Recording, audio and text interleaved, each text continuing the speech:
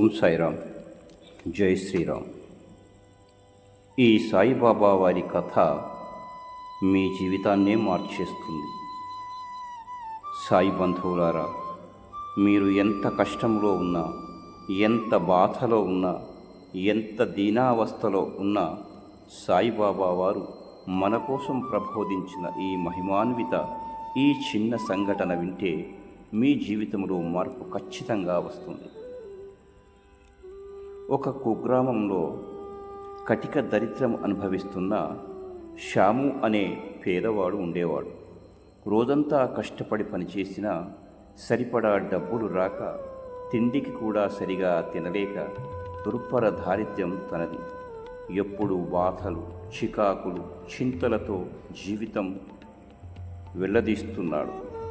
ఒకరోజు నిరాశతో ఇంటికి తిరిగి వస్తున్న తనకు దారిలో బాబా వారి ఆలయం దర్శనమిచ్చింది. ఆకలిగా ఉండటంతో ప్రసాదమేమైనా లభిస్తుందో ఏమోననేటువంటి ఆశతో గుడిలోకి ఆత్రంగా వెళ్ళాడు.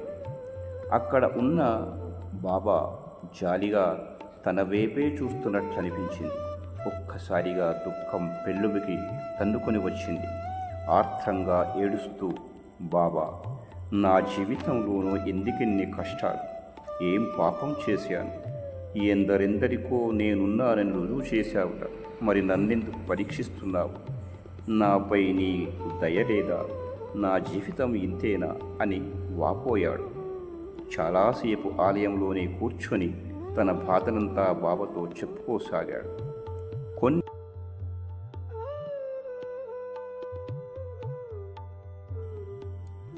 కొన్ని క్షణాల తర్వాత ఒక వృద్ధుడు శ్యామం వద్దకు వచ్చి, నాయన, ఇదిగో ఈ ప్రసాదం తీసుకో, నీవు కొంచెం ఉంచుకొని నీకు తెలిసిన పేదవారికి పంచుకో, నీకంతా మంచే జరుగుతుంది అని ఆ ప్రసాదం గల ఒక పొట్లమును శ్యాము చేతిలో ఉంచి ఆ వృద్ధుడు వెళ్ళిపోయాడుట. శ్యాము అయోమయంలో పడ్డాడు.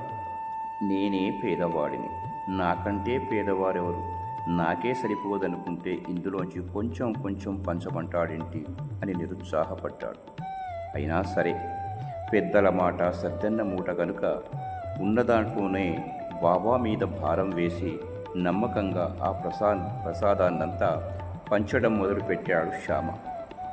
ఒకరికి, ఇద్దరికి, ముగ్గురికి ఇలా ప్రసాదాన్నంతా ప్రేమతో ఇష్టంగా పంచాడు. ఇస్తున్న కొద్దీ అతని మనసు తేలికగా మారిపోయింది.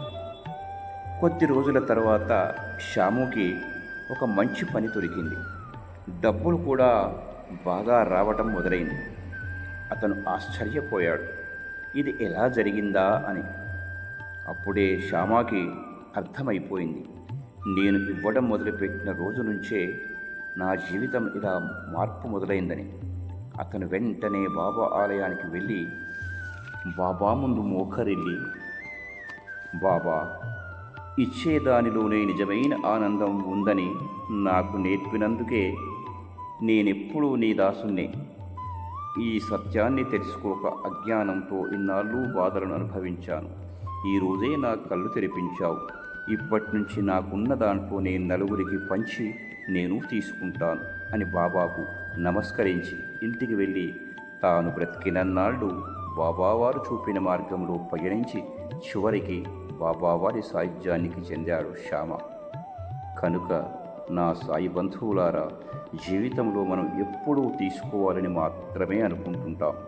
కానీ బాబావారు చూపిన మార్గంలో ఇవ్వడం నేర్చుకుంటే అప్పుడే జీవితం హాయిగా ఉంటుందని గ్రహించలేకపోతున్నాం. మన దగ్గర ఎంత ఉన్నదన్నదే కాదు ముఖ్యం, మనం ఎంత దానం చేస్తున్నామన్నదే ముఖ్యం. నా సాయి బంధువులారా, మీకు ఈ కథ నచ్చితే లైక్ చేయండి, షేర్ చేయండి, కామెంట్లో ఓం సాయిరామ్ అని వ్రాయండి. మరిన్ని మంచి వీడియోల కోసం ఛానల్ని సబ్స్క్రైబ్ చేసుకోండి. ఓం సాయిరామ్. జై శ్రీరామ్. సర్వే జనా సుఖినో భవంతు. సమస్త సన్మంగళాని భవంతు. సర్వం శ్రీ సాయినాథార్పణమస్తు. ఓం సాయిరామ్. జై శ్రీరామ్.